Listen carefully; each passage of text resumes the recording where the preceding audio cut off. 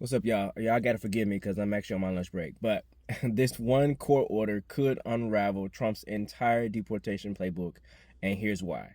So, Trump's ICE director, Tom Homan, went on Fox News and said that ICE doesn't need probable cause to stop you, just your appearance, location, or how you act. Now, that sparked outrage for what many are calling legalized racial profiling.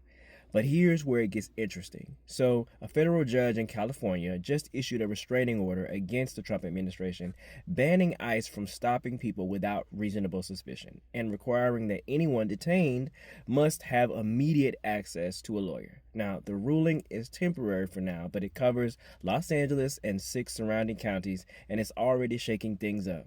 Now, this case came after ICE agents detained 3 immigrants looking for work at a bus stop in Pasadena and 2 U.S. citizens, one of whom even showed ID and was still held. Now, Judge Mame Frimpong's order says that ICE was doing roving patrols, rounding people up without proper cause, and she made it clear race or ethnicity, speaking Spanish, being at a bus stop or a car wash are not legal reasons to detain someone. Meanwhile, Homeland Security is furious, calling the judge's order an attack on the will of the American people and saying that ICE is just targeting the worst of the worst. But the truth, they've set a daily quota of 3,000, and the people who've done nothing wrong are being swept up in the chaos. Now, just days ago, ICE raided a marijuana farm in California. It ended up with over 200 arrests, 10 minors detained, and several farm workers seriously injured, and even one, he passed away after sustaining injuries from falling from like 30 feet from the roof or something.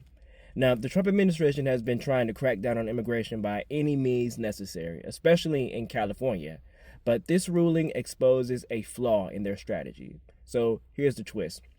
So y'all remember when the Supreme Court had restricted these nationwide injunctions, and that was supposed to be a really big victory for Trump. But now this actually means that his team can't just fight one case. They now have to fight dozens upon dozens of local lawsuits across the country. Now, what is that? That's going to be expensive, it's going to be chaotic, and it's going to be risky. So this little court order, it might actually be one of the biggest threats to the Trump deportation machine.